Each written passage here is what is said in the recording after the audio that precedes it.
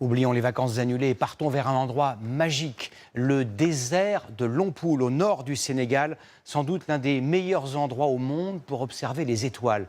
Loin de toute pollution lumineuse, avec un simple télescope, on peut admirer Jupiter, Vénus et presque toucher du doigt les cratères de la Lune. Sarah Sisman, Jeanne Hutin et Niki Kwame.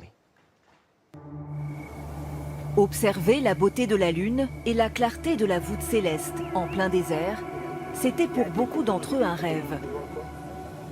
Un rêve qui a démarré au creux des dunes. Dans ce désert de 18 km², l'un des plus petits au monde, le désert de Lompoul, au Sénégal. Ces touristes suivent Baïdi Demba Diop, professeur de sciences et vie de la Terre, pour une visite dans les méandres de cette mer de sable. Le sommet de ces dunes-là est constitué de particules d'origine éolienne. C'est les vents qui ont déposé ça. Et les dunes se sont formées et ces dunes qui se forment là sont des dunes qui deviennent de plus en plus hautes à cause des particules apportées par les vents. Face à l'avancée du désert, des milliers d'eucalyptus ont été plantés en guise de bouclier végétal. S'il n'y avait pas eu ces plantes qui ont été installées pour fixer les dunes allaient continuer d'avancer. Ces dunes peuvent atteindre 40 mètres de hauteur. De quoi donner des envies d'escalade à Sandra et Christophe, originaires de Toulon. On se rend compte que, que l'immensité de cette dune est magnifique, quoi. On l'a fait, on est content. Une première pour ce couple, tout comme l'expérience qui va suivre. Au cœur de ce campement, où ils vont passer la nuit. Le prochain spectacle se déroulera dans le ciel.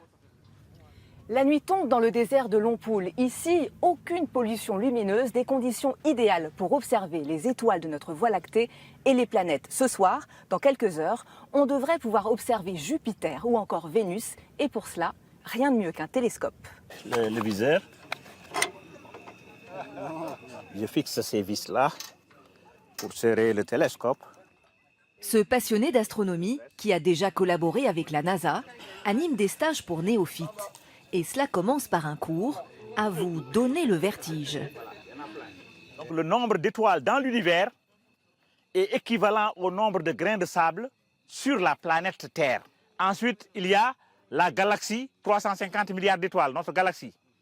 Parmi ces étoiles, une petite qui s'appelle le Soleil. Autour du Soleil, des planètes. Parmi les planètes, une petite qui s'appelle la Terre, et on est sur la Terre. Donc, qu'est-ce qu'on représente dans l'univers? On est vraiment un tout petit grain de riz comparé à l'immensité de l'univers. J'attends avec impatience l'observation après avoir mangé un bon repas. L'observation commence. Dans l'œil du télescope, la Lune, dans toute sa splendeur. Waouh! Ah non, mais c'est incroyable! Il y a des zones sombres que tu vois là, surtout vers la gauche là. Ce sont des cratères d'impact d'astéroïdes. Maintenant, la Lune, pourquoi elle a autant de trous? C'est parce qu'elle n'a pas d'atmosphère. Donc, chaque astéroïde qui vient atteint la Lune. Ils ne sont pas au bout de leur surprise. La planète Jupiter, elle est là. Jupiter, c'est la plus grosse planète du système solaire. La géante gazeuse Jupiter se dévoile avec son diamètre imposant, 12 fois celui de la Terre.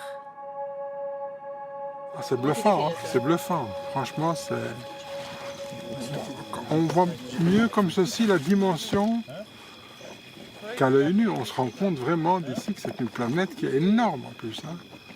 Et en plus, elle est jolie parce qu'il y a des couleurs, des lignes bleues dessus. C'est très très joli, c'est impressionnant. Dans des conditions aussi optimum qu'ici, je pense pas qu'on aurait pu voir ça en Belgique.